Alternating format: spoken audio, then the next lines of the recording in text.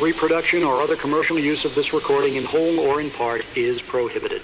Guys, myself, Preddie OBE, hitting you with a quick one. Real talk, true season. Now, this is the one that I was saying, guys, I'm going to show you another video. It's probably going to get taken down. So please share. Please like it as much as you can.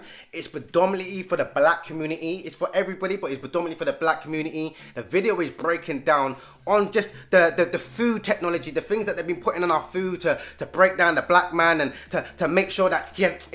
Listen, let me not even do the talk. Just take a look at this. I'm not just a casual layperson when it comes to food science. I run a mass spec laboratory that's ISO accredited, validated, audited, inspected, passed many tests. Our data can be used in a court of law anywhere around the world. We do food analysis. We can search for complex molecules such as pesticides or elements such as mercury or cadmium. So I run the lab. I am the lab science director. I know a thing or two about food science. Now, what they have invented, when I say they, I'm talking about the genetic engineers, not only have they found a way to put these genetically engineered traits into food crops, they've now found a way to cause food crops to grow RNA fragments that can be specifically targeted like bioweapons to interfere with the physiological processes of targeted species that might eat the food. Now, this technology is called RNA interference technology. It's relatively new compared to GMOs, relatively new. It's being touted now as a technology to eliminate the use of pesticides because what they're saying is they can cause a corn crop to grow RNA fragments that will kill the insects that eat the corn without having to use pesticides like toxic chemicals that overload the insect nervous system and kill it from nervous system breakdown and so on. This RNA interference technology is a pesticide technology, but it doesn't rely on pesticide chemicals. It relies on RNA fragments in the food. Now, what's disturbing about this is that this technology can be fine-tuned to target a specific race of humans who eat the food.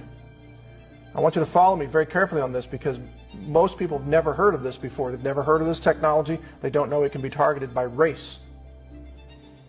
Food crops can be engineered right now based on existing technology to cause infertility in black people alone.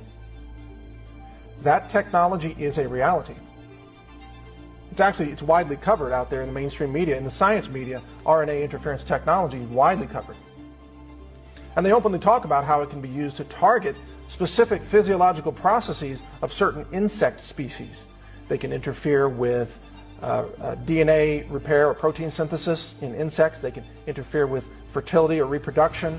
They can interfere with mobility, a nervous system interaction with the musculoskeletal system, or depending on what animal we're talking about, other systems, endoskeleton systems. I ask you, does that technology exist? The answer is yes. It absolutely exists right now. Are they using that technology? I ask you, do a little bit of research, look at the plummeting sperm production in black men. Sperm production is plummeting in black men. Sperm production is precisely the kind of physiological process that can be targeted by RNA interference technology.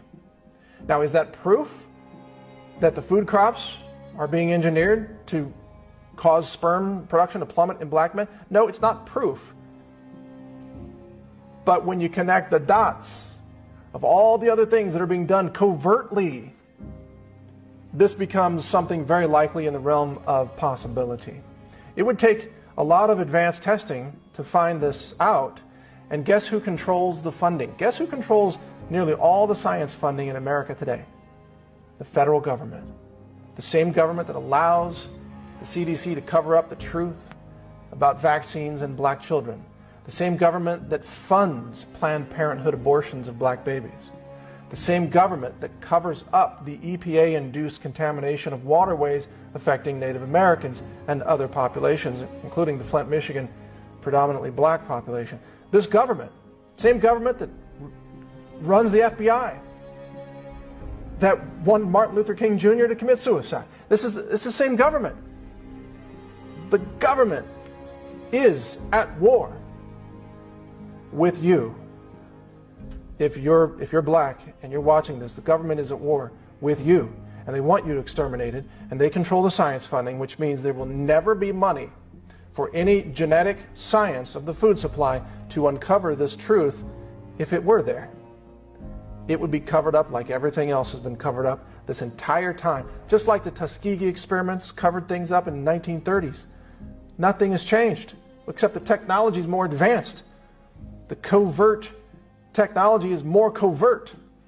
The number of vectors through which they can kill you and cause you to have no children, cause you to have spontaneous abortions, the number of vectors is increasing. You are being targeted.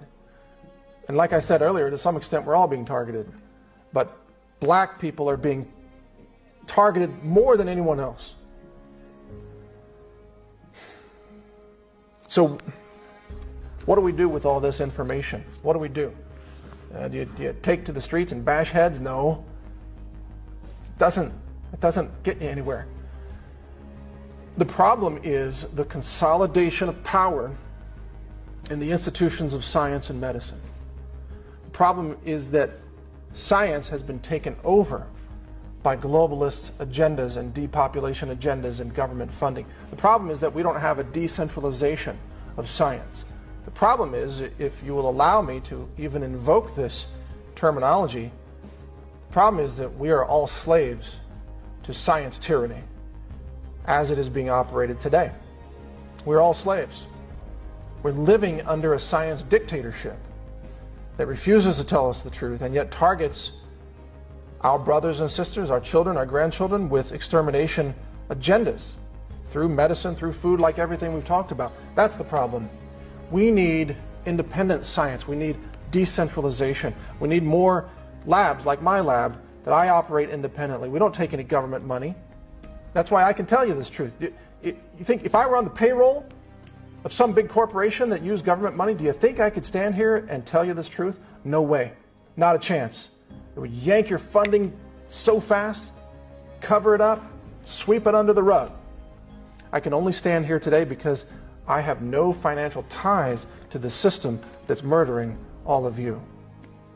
Nor will I ever have financial ties to that system. I refuse to take money from satanic forces. I refuse to take money from murderous regimes.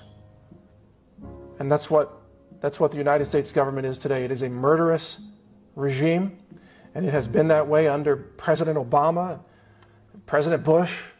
It's beyond any single president. It has nothing to do with Trump.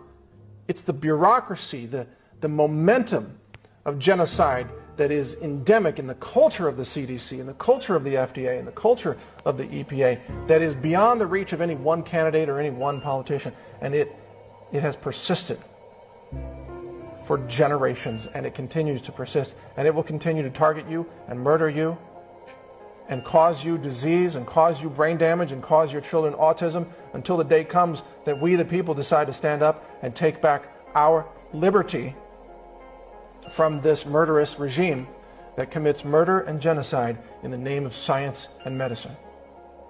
And that is what we must do. I don't think it's a goal that can be achieved through violence, and I don't call for violence because that is being inflicted against us in far too many ways.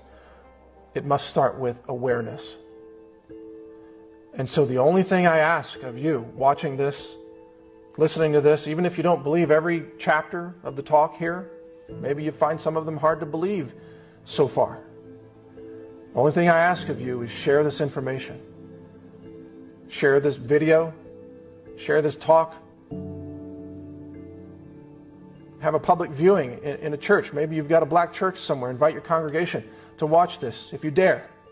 If you want to know the truth about this from a scientist, an independent scientist who sees what's happening and refuses to be silent and refuses to be exploited by the evil that exists in our world, the murderous evil in the just breaks it all down, and it breaks my heart that the fact that we're living in a time, even he's looking at it. Do you see how, like, there was one stage that he doesn't even look like he wanted to talk anymore. He's looking at it like, rah, I can't believe these people. And like I was saying in my last video, it's about the independent people that are stepping out The people that don't need the government, the people that don't need government funding, the ones that need government funding and all the rest of it, no one ain't saying nothing.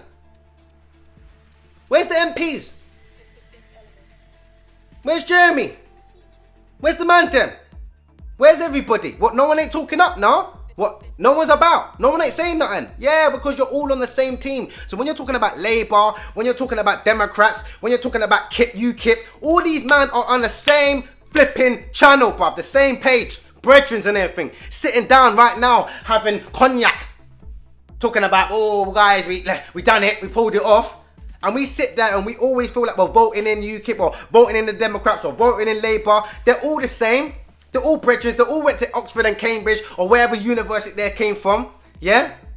Handed landlines through generations for generations for generations for generations. It's funny that we had Tony Blair as a prime minister and then he became Europe, running Europe. How are you running Europe? How are you going from prime minister to running Europe? What, links and connections, yeah? Everybody's involved. So like my man's saying, get the knowledge up now, guys. That's what we want you to do. We don't want you to fight. We don't want you to go out there, like I said on the last post. We want you to understand the information. We want you to take action. Take action on your rights. Take action on your life. Because if you don't take actions now, we're gonna have no actions, no rights by the time we finish 2020. Mark my words.